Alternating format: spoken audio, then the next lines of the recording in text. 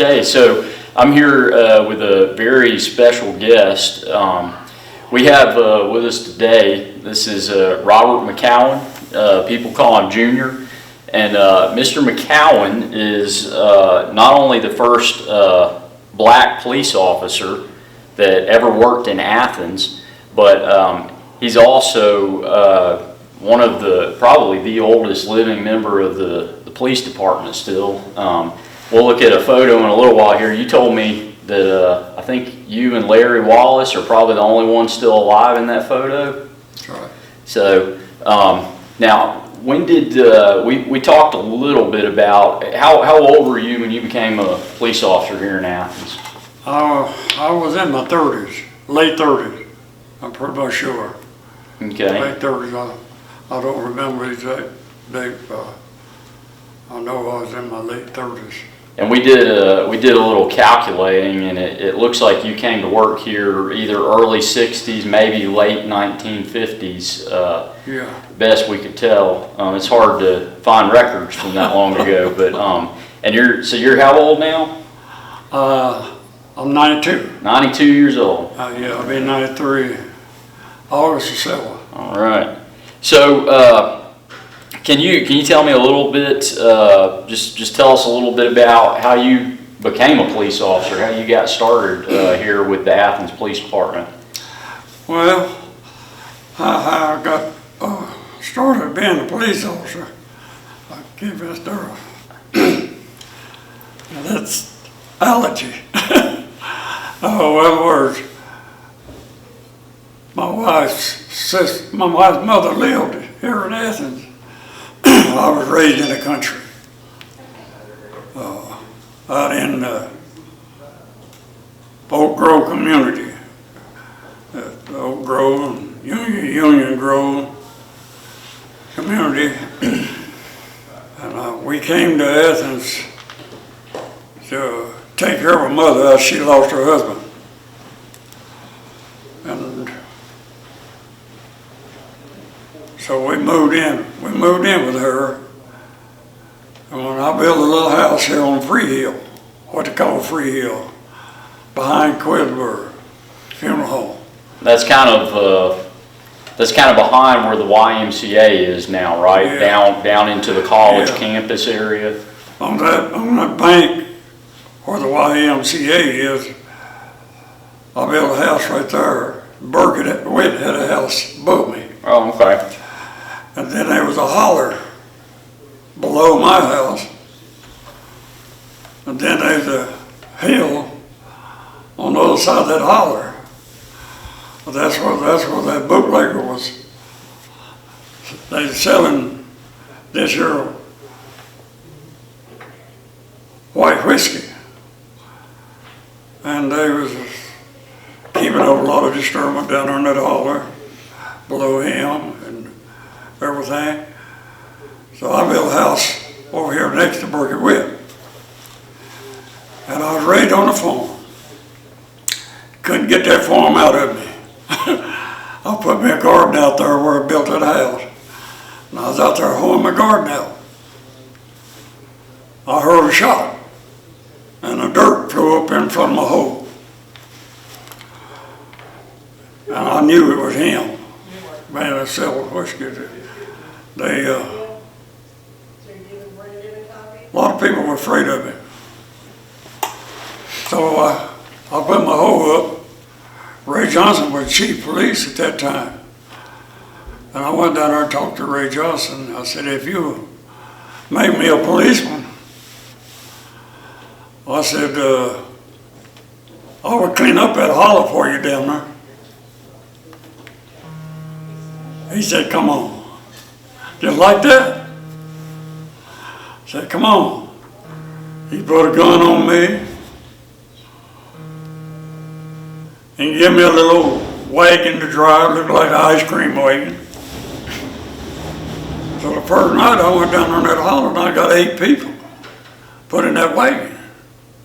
I took them to jail. I went back the next night. I got 7. I went back the third night. There wasn't anybody down there. then I went up on the hill to that bootlegger, and I told him, I said, if I hear another shot out of you around here, I said, I'm not going to put you in jail, I'm going to put you under the jail. So from then on, I didn't hear no more shooting. But I cleaned it up. So I was driving the school bus at that time. And I would work on the police department from 6 to 2, then drive the school bus. I done that a few years. So I had 17 years in what they call the grandfather to be in on my retirement, and from the county. So I had 17 years in there. So finally I quit driving the bus. I just worked on the police department. There's a lot of things I went through on the police department. I believe you said you want to ask me some things. Yeah, so one of the things that's really interesting to me is that you were already a police officer several years before the Civil Rights. The Civil Rights Act was 1964, I think. So, you know, it was this time in our country where you had segregation. You had places where black people couldn't even go in to eat. You had this kind of treatment. Oh yeah. And but you were a police officer in the middle of that. You know, that's just very that's very interesting to me. I did a project in college, a study paper. I had never before, it never occurred to me, when you think about police officers during the civil rights movement, you always think about the guys in the photos roughing people up and all the bad stuff and the nasty stuff. There were black police officers even before the Civil Rights Act. So, I mean, how on earth did you do that? What was that like? How did people, what were the challenges? How did people treat you? I'm interested in knowing all of that. Yeah, we had another black police officer. Really, he got on just a little bit before I did. Edward Lane. Really? But and he was a reserve officer, right? He didn't get no rank. He wasn't on that long. But anyway, yeah, when I went on, when I got on police department, I went through a lot of stuff. But I was always the type of person, I wasn't afraid of nothing, nobody. People asked me over at Teleco, said, "Hey, ain't you afraid to come over here?" I said, "No." I said, "I don't bother nobody, and nobody bothers me." So I talked to them a while, and they found out who I was, and they treated me nice and everything.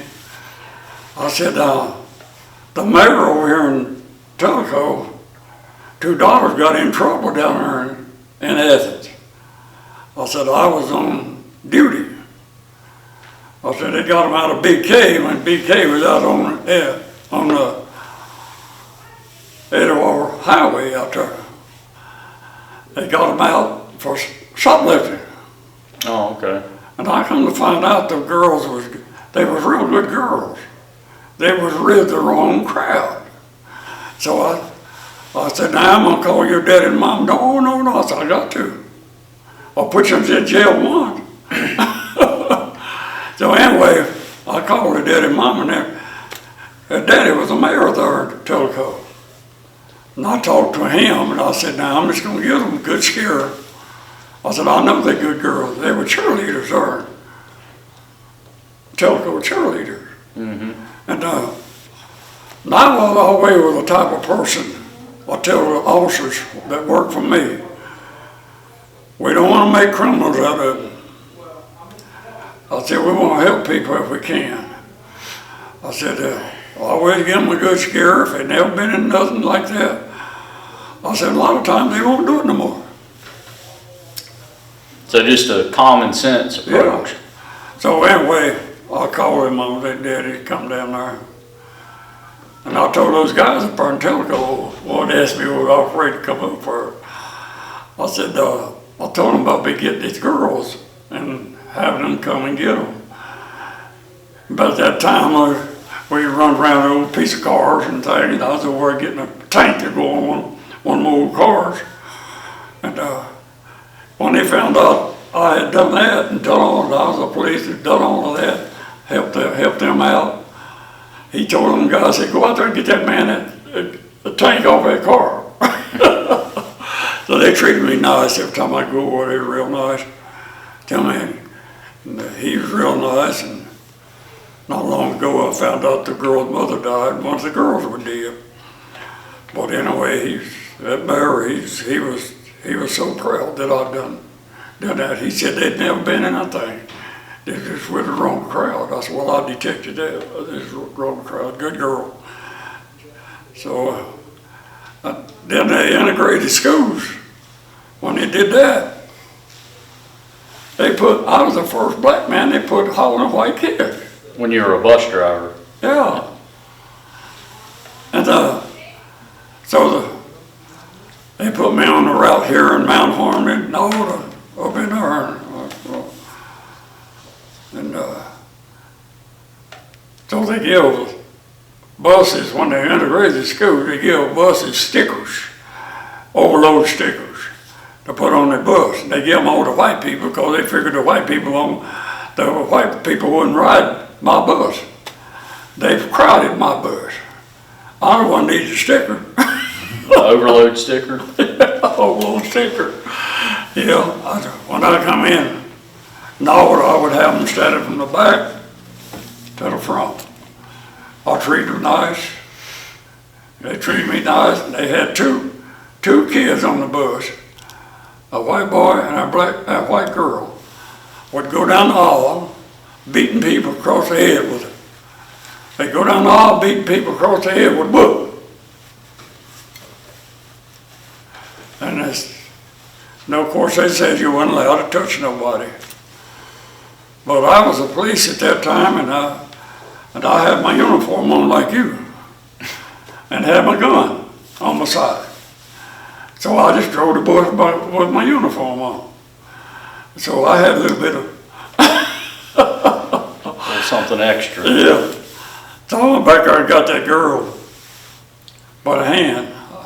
You ain't allowed to touch me. Yeah, you're not gonna drive that bus, I am.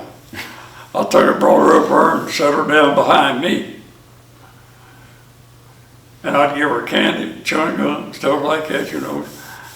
And they've done the boy the same way.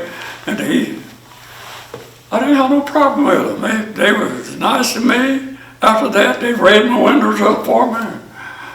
And that boy was the last to get on the bus. He spit all my windows up, everything. He helped get the trash out. Ain't no problem. And everybody on the route liked me, because I always run on schedule, you know, on time. Nobody didn't have to stand out a long time and wait on the bus. They know exactly what time I was going to be there. That's why I've been that way. My daddy taught me that. If you tell a man you're going to do something, do it. That's what he told us boys that. And that's the way he was. So that's why I say parents have got a whole lot to do with kids. Yeah. With the teaching. But anyway, and then Christmas, they buy me socks, they buy me everything. I didn't have to buy nothing. And parents, they love me, boy. A lot of presents. Yeah. There was a lady who worked out here at DPA. She worked there. She had two girls. Lived up here in Mount Harmon. And that was one of the girls that I conquered. She, when I quit, that woman cried. She actually cried. I went back and begged me. I went back and drove 2 weeks more, and then I quit. Well, so when you, during your time as a police officer doing those duties, at the time, the police department was actually downtown, is that right? Right. There used to be old Far Hall. Far Hall was down below it, and the police department was up over the top. Right in front of that, there used to be a big restaurant there, Hughes's. You know what I'm talking about, yeah. Yeah, okay. From that old Far Hall building there, right across the street there was a huge restaurant. And you weren't allowed, no black people weren't allowed in it. But they had a black girl working in there. One of the policemen, I'll tell you this, they had a little tin can holler over, I don't know where you heard of it or not. Tin can holler? Yeah. Yeah, that's,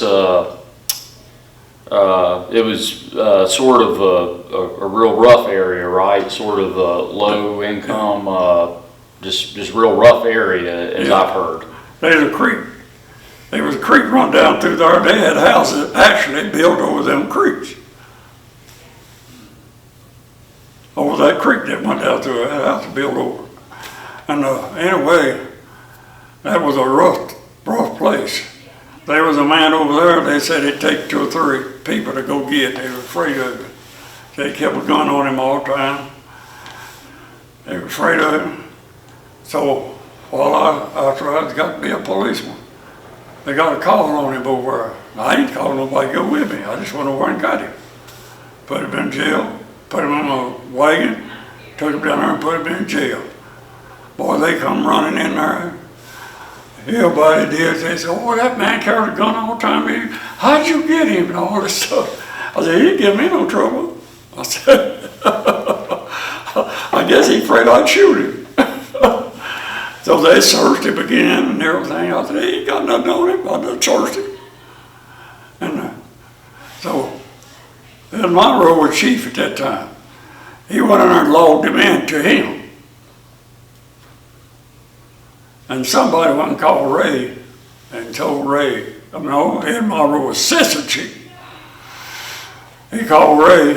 So he put the arrest under his name? So Ray Johnson came down there and marked his name out, put my name down. And they didn't want me to arrest no white people. I said, I'm gonna tell you this all right now. If I'm gonna be a policeman, I'm gonna be a whole policeman. I'm gonna arrest the people that need to be arrested, or else y'all can take it. That's what I told them. And Ray Johnson, he backed me on it. He said, yeah, you arrest whoever needs to be arrested. He said, y'all better not mess with him either.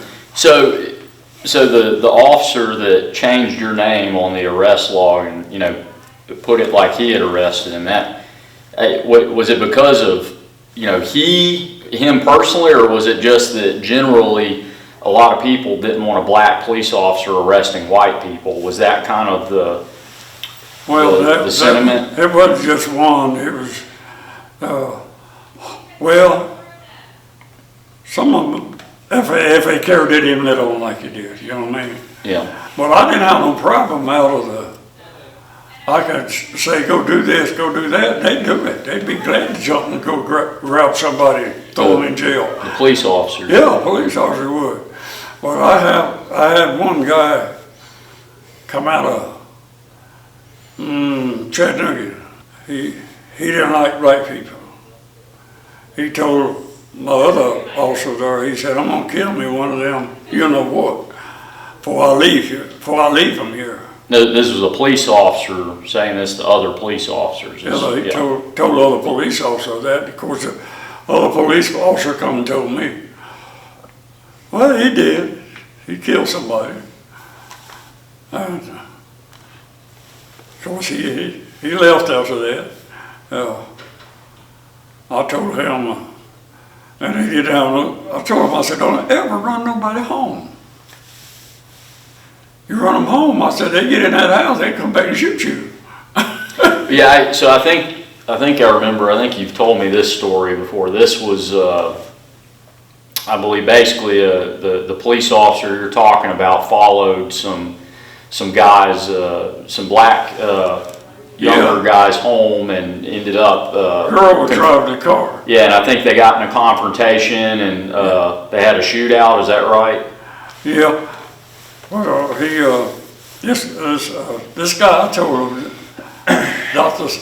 not to follow people home. He got a black girl out here raining. So I was training another officer, Levi Phillip. I was training him. He was with me. I was up on above Mayfield, and he had her out walking the line in the rain. These guys come by.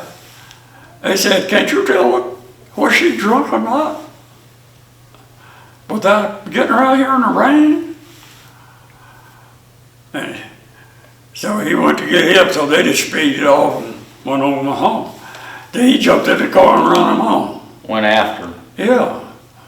Yeah, they went in the house. Then he got behind a tree there and was shooting in the house. And finally that boy come out and shot the guy that was with him, one of the reserve officers.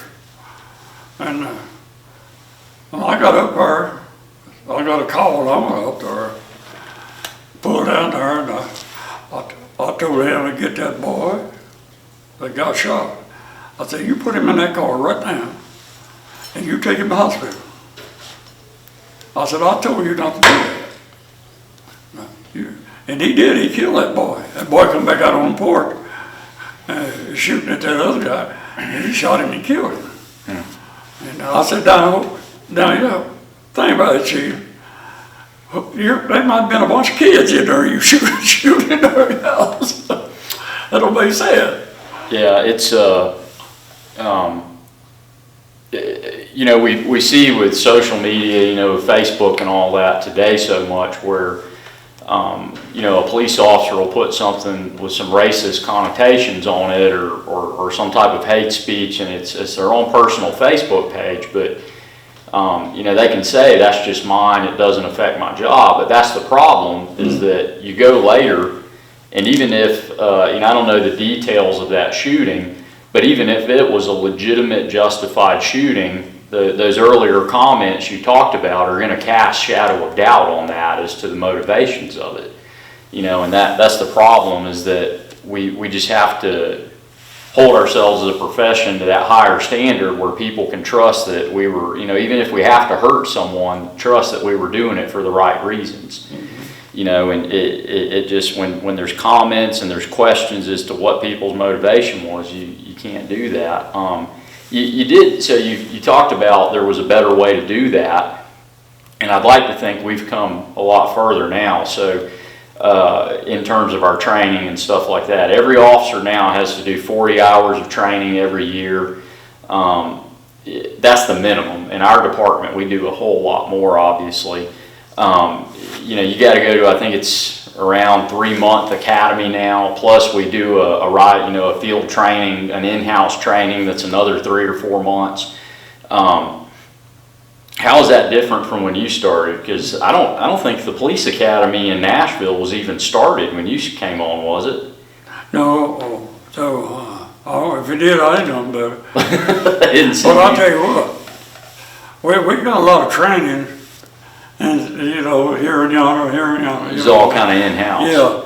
I know Sid Matthew and I, we went different places. One place we had to take 2 weeks. Sid Matthew and I, of course, we was a captain then. You could take the good classes.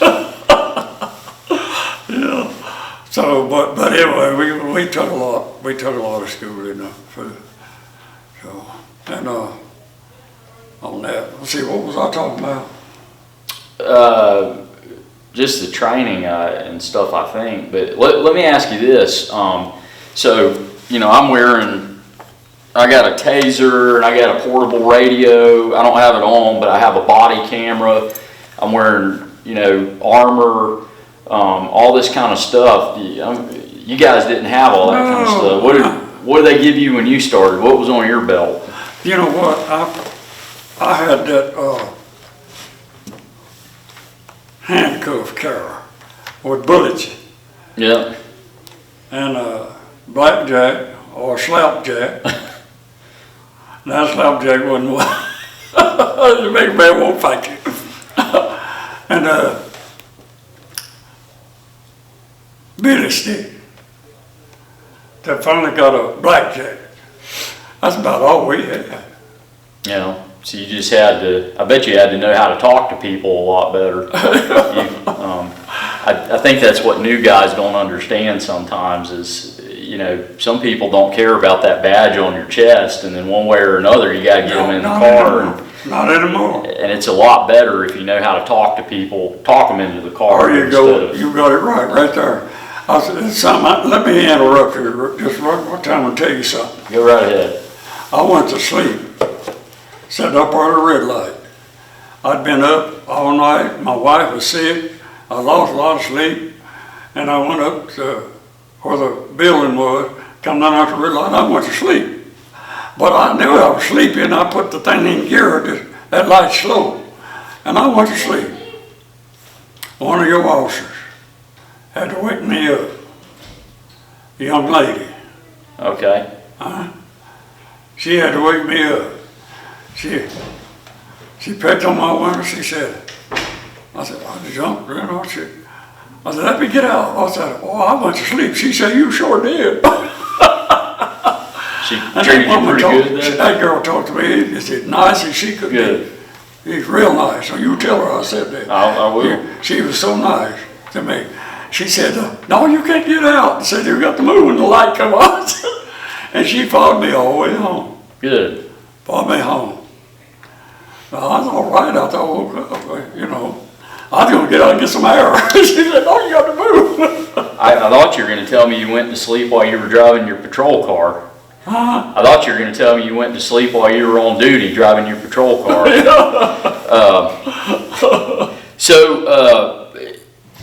How long, how many years were you on the police department before you finally got off then? I was 13. 13 years. I was a reserve officer. I've done it all. 19 years altogether. And so did you, over that 13 years then, would you say that you saw a change like in society and the way that people interacted with it? Do you think we were making any improvement as far as, you know, like race relations and people's attitudes go? Do you think we made any improvement now? Is it better than it was, I hope? oh, good gracious. Things is much better now than it was when I went on. Because I couldn't even go into, they wouldn't let a black person go into a huge cafeteria there. Yeah. But I went in. You went in anyway? I went in anyway. Did they say anything? They didn't say nothing to me. I took charge of that. And the bus station, I took charge of that. I guess a lot of people got I guess I paved the way for them. I guess a lot of people got. The bus station down there, buses run at that time, you know, people rode buses, trains and buses. And the bus down there, you had to go to the back. Black people did. White people at the front. Right. Black people had to go to the back. Yeah. Then when I was in the country, I went to grammar school up there. They had white buses to run up and down on the gravel road. And they'd come by you, wave at you and call you all kind of names. You walking. You had to watch them ride by while you were walking. We didn't pay no attention to them. We let it go. We didn't pay no attention to them. Well, I think it's just always been a very interesting thing to me because I'm very interested in the history of my profession, and I don't think that as a society we talk about that part of that movement as much. You know, I think that made a huge difference when you put people in those positions of authority, wearing a uniform, representing the government, and people that may have grown up yelling at you out the window of the bus. Now they have to deal with you and take you seriously and see you as a human being. I think that probably played a much bigger role than we give it credit for in whatever advancement we've made as a society in that area. We had there's been a lot of changes made. A lot of changes made. I know he knows that. Things are much better, getting better. I hope so. We're, I know, you know, I've learned that we can't, I can't fix all those problems I see on TV. I know there's a lot of communities out there that have a real deep distrust of their police officers, and you know, I can't change that around the country, but I want us to be the exception, if nothing else. I want to make sure that people here in Athens, no matter what they look like or, you know, what their life choices are, that they at least feel like they can trust their police department. We get more people like you and like the mayor.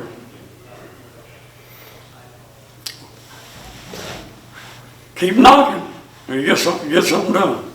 We're trying. We got a lot of, I appreciate you saying that. We got a lot of ways to go, but I've got a really great crew here that they do all the actual hard work. I think we're about out of time here. I do want to, how long have you and Miss Maddie been married? We've been married this August 7th passed. Mm-hmm. We've been married 72 years. 72 years. That's probably longer than I'll live. That's very, very I tell impressive. people all the time, I said, we've been married longer than y'all been.